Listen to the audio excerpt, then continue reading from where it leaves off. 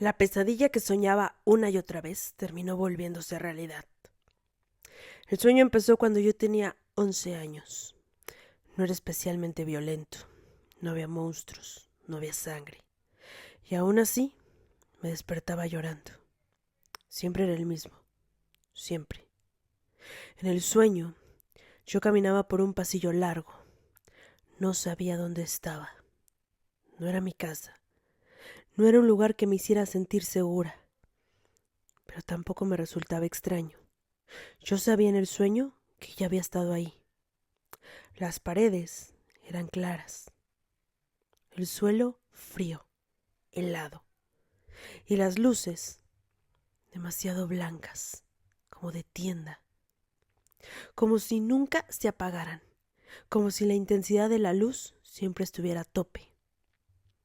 Al fondo había una puerta, siempre la misma puerta, cerrada. Yo caminaba hacia ella con una sensación horrible. Me inundaba el pecho. No era exactamente miedo, era urgencia, como si algo me estuviera esperando del otro lado. Cuando llegaba, ponía la mano en la manija y entonces escuchaba una voz detrás de mí. No abras. Me volteaba de inmediato, pero nunca veía a la persona. Sentía una presencia, muy cerca, pero jamás la vi. Yo dudaba, y justo en el momento que comenzaba a aclararse todo, me despertaba. Ese sueño volvió durante años. Y cada vez que yo despertaba, gritaba, lloraba, me asustaba, sentía una angustia que no puedo explicar. A veces lo tenía una vez al mes, a veces varias noches seguidas. Mis papás decían que era estrés, que era mi imaginación, que se me pasaría, pero eso era mentira, no se me pasó. Crecí, cambió mi vida, cambió mi entorno, me mudé de casa, pero el sueño ahí seguía, exactamente igual. Parecía que me perseguía desde mi infancia y nunca me iba a soltar. El mismo pasillo, la misma puerta, la misma voz. Con el tiempo, aprendí a vivir con él, a despertarme, a respirar, a saber que nada de lo que acababa de ver era real, y a seguir. Ya no me asustaba como antes. A veces dormía acompañada y ni modo que despertara a gritos. Aprendí a controlarme. Hasta que el sueño empezó a cambiar.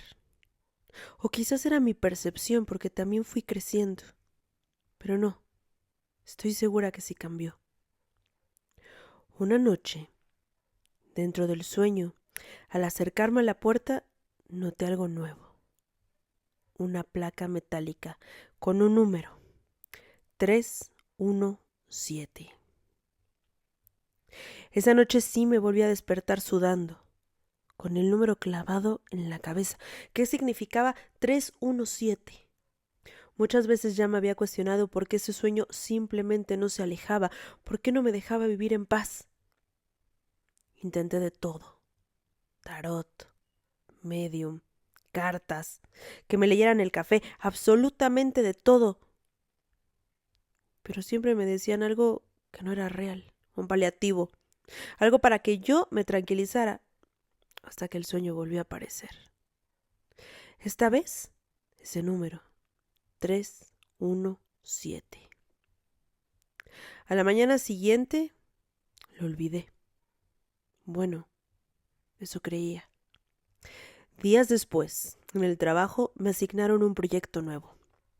Una oficina distinta, un piso distinto. Cuando llegué, el número de despacho era 317.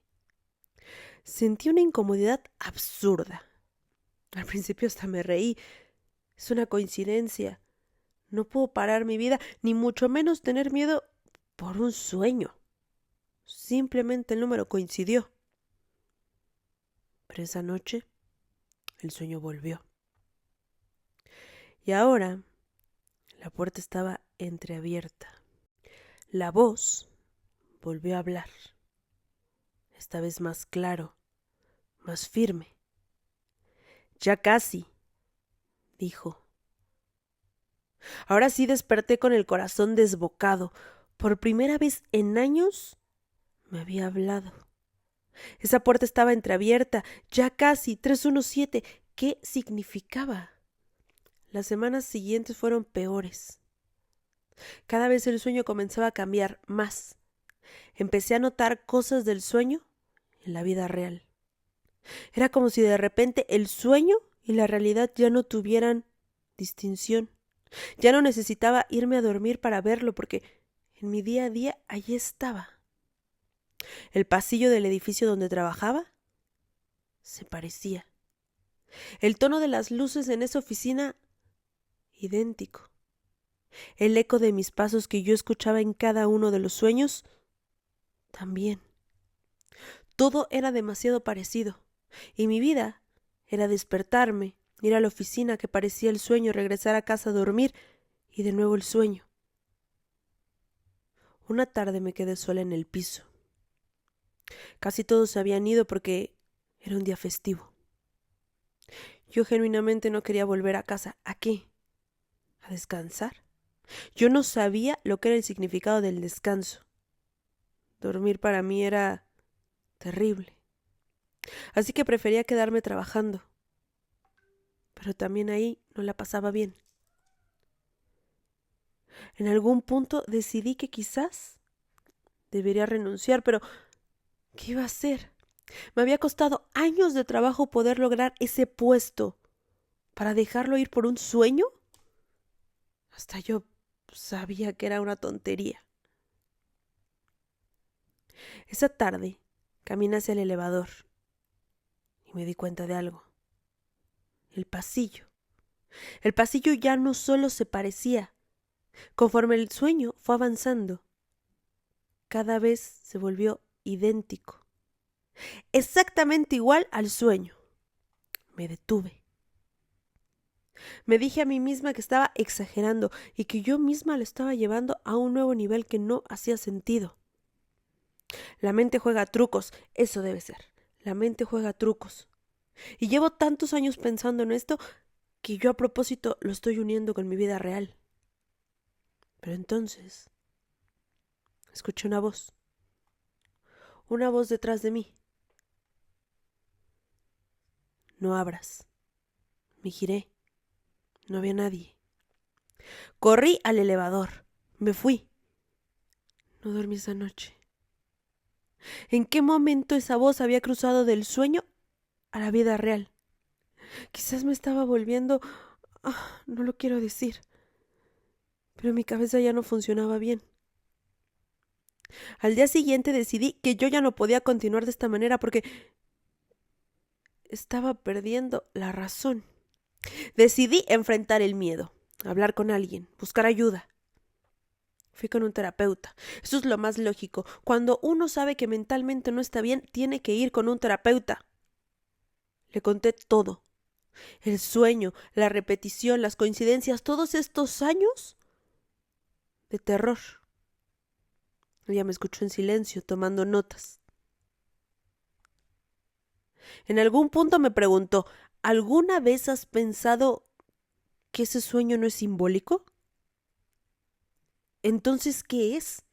Le respondí, muy incómoda. Ella dudó, pero continuó diciendo, ¿tienes recuerdos de tu infancia? ¿Acaso son borrosos? Espacios en blanco, momentos que simplemente no recuerdas y lo has visto normal. Claro, claro, mi estómago se encogió, pero sí, muchos. Eso me ha pasado siempre. Tengo muchísimos huecos que simplemente no puedo llenar, pero en casa me han dicho que es normal, que los niños se olvidan. Me pidió que describiera el pasillo, la puerta, la sensación, todo lo que he venido arrastrando en esa pesadilla durante años. Cuando terminé de contarle, Su expresión había cambiado. Eso no es un sueño, dijo lentamente, mientras mi cara cambiaba porque, ¿qué me estaba diciendo? Era una revelación. Es un recuerdo. Lo que tú estás soñando, realmente no te lo estás imaginando, lo viviste. Es un recuerdo incompleto. Me sentí helada. Tenía sentido.